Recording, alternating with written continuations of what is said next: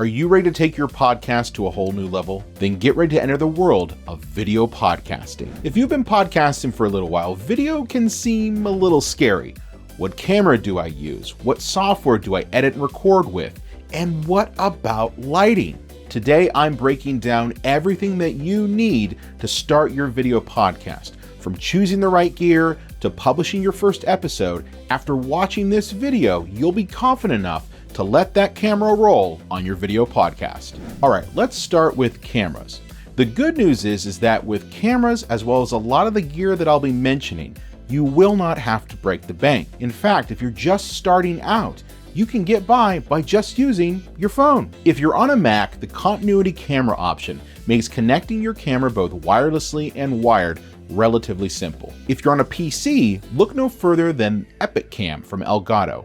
Not only can you connect your iPhone to your PC, but it also works with Android phones as well. Now, if you're looking to upgrade from your phone, or you simply just don't want to tie up your phone while you're recording your video podcast, then a dedicated camera is necessary. You could totally look at professional cameras like the Sony ZV-E10, but for the money and functionality, I absolutely love the webcams from OBS.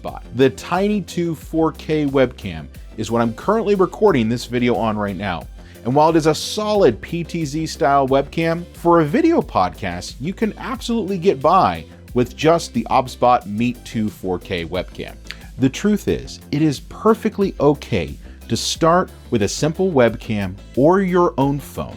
And then over time, as you gain more experience and become more comfortable in front of the camera, that you then decide to upgrade to more higher end video cameras. However, what can make or break your image is lighting. Lighting is extremely important when trying to make the most out of your video podcast. Even the best cameras out there will look terrible if you skimp on lighting. Aim for using soft, diffused lighting that evenly lights your face, and consider adding a bit of background lighting to create depth and visual separation between you and your background. If you're on a budget, cheap work lights like I've got right here do wonders, because you can put in an LED bulb and then to diffuse the light, throw a piece of paper over top of it, and you're good to go. Now, if you're willing to spend just a little bit on your lighting, what I suggest getting is a COB or Cobb style light. These lights, like the Amaran 60D, can then be paired with light modifiers like a dome style softbox or a lantern style softbox. For background lighting, RGB tubes and light panels are a perfect addition for that polished look. With lighting and cameras out of the way, let's talk about audio. This one is actually pretty easy for audio-only podcasters, as your current setup will do just fine. However, if you're looking for something that's a bit more discreet, you may want to consider a wireless lavalier, like I've got right here. These mics have come a long way in recent years. Brands like Rode, Shure, DJI, and Hollyland all have affordable options that offer a ton of features like 32-bit recording and built-in noise cancellation. Now that we've got our production gear locked down, we can move on to recording our video podcast. But what piece of recording software do we even use? On the no budget level, my suggestion is OBS Studio. OBS Studio is a fantastic free option. It's supported by a huge community and has tons of plugins to customize your setup. Pair it with Video Ninja for remote recording, and you can produce a high-quality video podcast without spending a dime. Just keep in mind that open source tools like these require a bit of time and experimentation. In fact, check out the video right up here if you want to know how I use OBS Studio in my own podcast workflow. For paid options, and if you're on a Mac, Ecamm Live is an absolute beast when it comes to video podcasting. Aside from making it easy to customize scenes and create a dynamic video podcast, Ecamm features isolated video and audio recording, the ability to bring in remote guests via Zoom, and the integration with Opus Clip for easy social clip creation. But for those of you not on a Mac, don't worry, I've got a solution for you too. Riverside.fm is by far my favorite browser-based recording option. It's user-friendly and lets you record isolated video and audio tracks up to 4K quality, all with additional features like text-based editing and AI-generated show notes, chapters, and magic clips. Now, when it comes to editing your video podcast, if you are recording with Riverside, you can edit directly within the application through transcript-based editing. But if you're using OBS Studio, Ecamm Live, or another recording platform, we're going to need to look at a video editing app to cut our video podcast together. There are a ton of options out there, but if we're looking at 100% free, you cannot go wrong with DaVinci Resolve. This is a fully featured video editing application.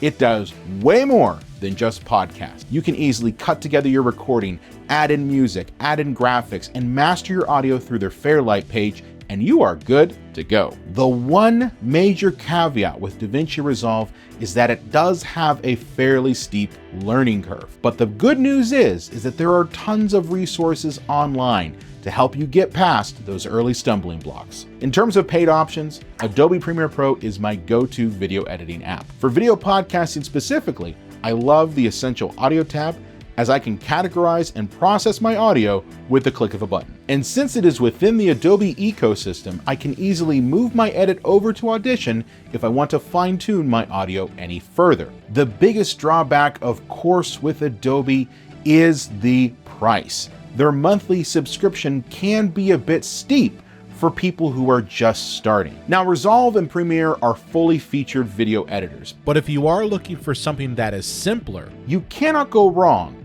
with Descript. This browser-based app allows you to easily edit your video podcast via transcript, add audio mastering, and even generate YouTube titles, descriptions, and chapters, all with their AI helper, Underlord. Once your video podcast has been edited, the final piece is to get it out to the world. And as podcasters, we have to shift our mindset into that of a YouTuber. Fortunately, we did an entire live stream that broke down the process of uploading your video podcast and optimizing it for YouTube to reach the largest audience possible.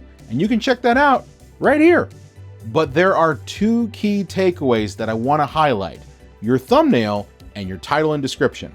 Your thumbnail is the most important part of your video podcast packaging. Your thumbnail needs to be bold and highly engaging, with the sole purpose of stopping the scroll on both YouTube search and browse. Consider using minimal text with a bold graphic that compels the viewer to click. Maybe it's a shocking quote from a guest or an image that tells a story. The point is that thumbnail needs to be on point just to be able to get people to click on your video podcast out of the millions of videos that are already on YouTube. Your title and description is where your mastery of SEO can shine, as this is how we can ensure that our video podcast surfaces in YouTube search. But like the thumbnail, your title should be intriguing to your audience, and it should work in tandem with your thumbnail by providing context to the image. Consider forming your title into a question or a definitive statement that will challenge the viewpoint of your audience. Your description should also include any relevant keywords,